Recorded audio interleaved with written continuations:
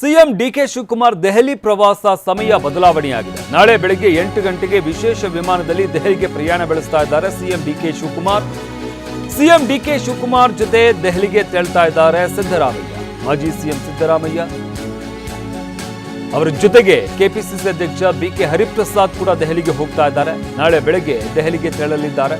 3 ಜನ ನಾಯಕರು ಸಂಪುಟ ವಿಸ್ತರಣೆ ಸಂಬಂಧ ವರಿಷ್ಠರ ಜೊತೆ ಚರ್ಚಿಸುವಂತಹ ನಾಯಕರು.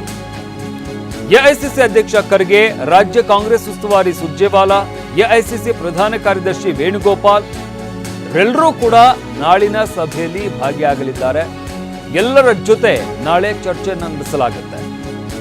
ಎಲ್ಲರ ಜೊತೆ ಚರ್ಚಿಸಿ ಒಂದು ಅಂತಿಮ ಪಟ್ಟಿಯನ್ನು ಸಿದ್ಧಗೊಳಿಸುವಂತಹ ಸಾಧ್ಯತೆ ಇರುವಂಥದ್ದು. ಯಾಕಂದರೆ ಸಚಿವಾಕಾಂಕ್ಷಿಗಳ ಪಟ್ಟಿ ಹೆಚ್ಚಾಗ್ತಾ ಇದೆ, ಜೊತೆಗೆ ಅವರ ಒತ್ತಡವೂ ಕೂಡ ಹೆಚ್ಚಾಗ್ತಾ ಇದೆ. ತುಂಬ ದಿನ ಕಾಯೋಕ್ಕಾಗೋದಿಲ್ಲ, ಯಾಕಂದರೆ ಸಮಯ ಕಮ್ಮಿ ಇದೆ. ನಮ್ಮ ಕ್ಷೇತ್ರಗಳಲ್ಲಿ ಕೆಲಸ ಆಗಬೇಕು ಅಥವಾ ಆ ಇಲಾಖೆಗೆ ಸಂಬಂಧಪಟ್ಟಂಥ ಕೆಲಸಗಳಾಗಬೇಕು. ಸಚಿವ ಸಂಪುಟ ವಿಸ್ತರಣೆ ಆಗಿಲ್ಲ ಅಂತಂದರೆ ಇಲಾಖೆಗಳ ಕೆಲಸ ಹೇಗಾಗೋದಕ್ಕೆ ಸಾಧ್ಯ? ಜೊತೆಗೆ ಪಕ್ಷ ಸಂಘಟನೆ ಇರ್ಬೋದು, ಕೆಲಸಗಳಿರ್ಬೋದು, ಇದನ್ನೆಲ್ಲ ಮಾಡಬೇಕು ಅಂತಂದರೆ ಸಚಿವ ಸಂಪುಟ ಆದಷ್ಟು ಬೇಗ ವಿಸ್ತರಣೆ ಆಗಬೇಕು ಅನ್ನೋ ಒತ್ತಡ ಕೂಡ ಈಗಾಗಲೇ ಕಾಂಗ್ರೆಸ್ನಲ್ಲಿ ಹೆಚ್ಚಾಗ್ತಾ ಇದ್ದಂಥದ್ದು.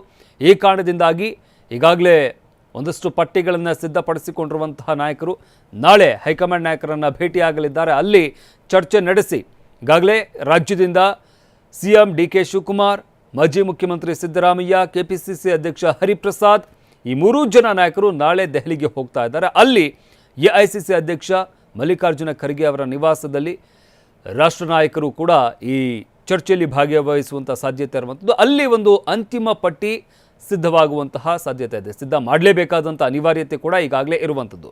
ಅದರಿಂದಾಗಿ ನಾಳೆ ಈ ಒಂದು ಪಟ್ಟಿ ಅಂತಿಮವಾಗುವಂತಹ ಸಾಧ್ಯತೆ ದಟ್ಟವಾಗಿದೆ. ನಾಳೆನೇ ಯಾರೆಲ್ಲ ಸಚಿವಾಕಾಂಕ್ಷಿಗಳಿದ್ದಾರೆ ಅವರಿಗೆ ಸಿಹಿ ಸುದ್ದಿ ಸಿಗುತ್ತಾ ಅನ್ನೋದನ್ನು ಸದ್ಯಕ್ಕೆ ಕಾದು ನೋಡಬೇಕಾಗಿದೆ. ಇನ್ನು ಜುಲೈ 25ಕ್ಕೆ ಸಚಿವ ಸಂಪುಟ ವಿಸ್ತರಣೆ ಆಗುತ್ತೆ. ಬಾಗಲಕೋಟೆಯಲ್ಲಿ ಸಚಿವ ರಾಮಲಿಂಗಾರೆಡ್ಡಿ ಈ ಬಗ್ಗೆ ಹೇಳಿಕೆ ನೀಡಿದ್ದಾರೆ. ಸಚಿವ ಸಂಪುಟ ವಿಸ್ತರಣೆ ಕಗ್ಗಂಟಾಗಿದ್ದೇ ಇರುತ್ತೆ, ಯಾಕಂದ್ರೆ ಆಕಾಂಕ್ಷಿಗಳು ಜಾಸ್ತಿ ಅಲ್ವಾ, ಸಹಜವಾಗಿಯೇ ಕಗ್ಗಂಟಿರುತ್ತೆ. ಆದರೆ ಎಲ್ಲದಕ್ಕೂ ಪರಿಹಾರ ಇದೆ ಅಲ್ವಾ ಎಂಬ ಪ್ರಶ್ನೆಯನ್ನ ಮಾಡಿದ್ದಾರೆ. ಮುಖ್ಯಮಂತ್ರಿ ಡಿಕೆ ಶಿವಕುಮಾರ್ ದೆಹಲಿಗೆ ಹೋಗ್ತಾ ಇದ್ದಾರೆ. ಕ್ಲಾರಿಟಿ ಸಿಕ್ಕಿದ್ರೆ ಸಂಪುಟ ವಿಸ್ತರಣೆ ಅಂತ ಹೇಳಿದ್ದಾರೆ. ಹಿರಿಯರಿಗೂ ಹೊಸಬರಿಗೂ ಸಂಪುಟದಲ್ಲಿ ಅವಕಾಶ ಇದೆ. ತಮಗೆ ಕೊಟ್ಟಿರುವ ಖಾತೆ ಬಗ್ಗೆ ಪರೋಕ್ಷವಾಗಿ ಅಸಮಾಧಾನವನ್ನು ಕೂಡ ಈ ಸಂದರ್ಭದಲ್ಲಿ ರಾಮಲಿಂಗಾರೆಡ್ಡಿ ಅವರು ವ್ಯಕ್ತಪಡಿಸಿದ್ದಾರೆ. ಪರೋಕ್ಷವಾಗಿ ಅಸಮಾಧಾನ ವ್ಯಕ್ತಪಡಿಸಿದ್ದಾರೆ ರಾಮಲಿಂಗಾರೆಡ್ಡಿ. ಖಾತೆ ಬಗ್ಗೆ ನಾನು ಮಾತನಾಡೋದಿಲ್ಲ, ನೀವು ಕೇಳಬೇಡಿ, ಅದರ ಬಗ್ಗೆ ನಾನು ಆ ಬಗ್ಗೆ ಮಾತಾಡಲ್ಲ ಅಂತ ರಾಮಲಿಂಗಾರೆಡ್ಡಿ ಸಚಿವ ಸಂಪುಟ ವಿಸ್ತರಣೆ ವಿಚಾರಕ್ಕೆ ಸಂಬಂಧಪಟ್ಟಂತೆ ಹಾಗೆ ತಮ್ಮ ಖಾತೆ ವಿಚಾರಕ್ಕೆ ಸಂಬಂಧಪಟ್ಟಂತೆ ಮಾತನಾಡಿದ್ದಾರೆ. ಇದಕ್ಕಾಗುತ್ತೆ ಅಂತ ಇಲ್ಲ ಇಲ್ಲ, ಕಗ್ಗಂಟು ಇದ್ದೇ ಇರುತ್ತೆ. ಯಾಕಂದರೆ ಆಕಾಂಕ್ಷೆಗಳು ಜಾಸ್ತಿ ಅಲ್ವಾ, ಸಹಜವಾಗಿ ಕಗ್ಗಂಟಿರುತ್ತೆ. ಅದಕ್ಕೆಲ್ಲದಕ್ಕೂ ಪರಿಹಾರ ಇದೆಯಲ್ಲ. ನಾಳೆ ಹೋಗ್ತಾ ಇದ್ದಾರೆ ಅನ್ಸುತ್ತೆ ಸಿಎಂ. 25ಕ್ಕೆ ಆಗ್ಬೋದು ಅಂದ್ಕೊಂಡಿದ್ದೀನಿ.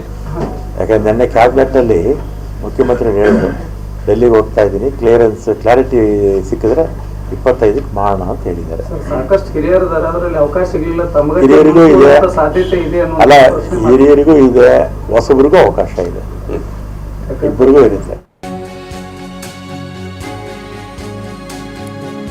ತಮಗೆ ಕೊಟ್ಟಿರುವಂತಹ ಖಾತೆ ವಿಚಾರಕ್ಕೆ ಸಂಬಂಧಪಟ್ಟಂತೆ ಅಸಮಾಧಾನ ವ್ಯಕ್ತಪಡಿಸಿದ್ದಾರೆ ರಾಮಲಿಂಗಾರೆಡ್ಡಿ. ಪರೋಕ್ಷವಾಗಿ ಅಸಮಾಧಾನ ವ್ಯಕ್ತಪಡಿಸಿದ್ದಾರೆ. ಅಂದರೆ ಹಿಂದೆ ಅವರಿಗೆ ಖಾತೆ ಹಂಚಿಕೆ ಆದಾಗಿನಿಂದಲೂ ಕೂಡ ರಾಮಲಿಂಗಾರೆಡ್ಡಿ ಅವರು ಅಸಮಾಧಾನವನ್ನು ವ್ಯಕ್ತಪಡಿಸ್ತಾ ಇರುವಂಥದ್ದು. ಆದರೆ ಎಲ್ಲೊಂದು ಕಡೆ ಅವ್ರನ್ನ ಸಮಾಧಾನ ಪಡಿಸುವಲ್ಲಿ ಹೈಕಮಾಂಡ್ ಏನೋ ಯಶಸ್ವಿ ಆಗಿದೆ. ಯಾಕಂದರೆ ರಾಜೀನಾಮೆ ಕೂಡ ಕೊಟ್ಟಿದ್ರು ಈ ಖಾತೆ ವಿಚಾರಕ್ಕೆ ಸಂಬಂಧಪಟ್ಟಂತೆ ಬೇಸರಗೊಂಡಿದ್ದಂತಹ ರಾಮಲಿಂಗಾರೆಡ್ಡಿ. ಆದರೆ ಇನ್ನೂ ಕೂಡ ಬೇಸರ ಕಡಿಮೆಯಾದಂತೆ ಕಾಣಿಸ್ತಾ ಇಲ್ಲ.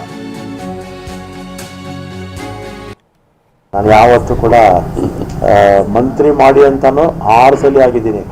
ಯಾರನ್ನೂ ಯಾವತ್ತೂ ನಾನು ಮಂತ್ರಿ ಮಾಡಿ ಅಂತ ಕೇಳೋಕೆ ಹೋಗಿಲ್ಲ, ಇನ್ನು ಖಾತೆನೂ ಕೇಳಲ್ಲ.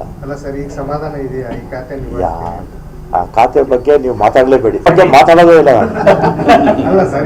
ಬಹಳಷ್ಟು ಜನ ಬದಲಾವಣೆ ಆಗುತ್ತೆ ಅನ್ನೋ ನಿರೀಕ್ಷೆ ಇಲ್ಲ ಸರ್, ಅದ್ರ ಬಗ್ಗೆನೇ ಮಾತಾಡಲ್ಲ. ನೀವು ಕೇಳಬೇಡಿ.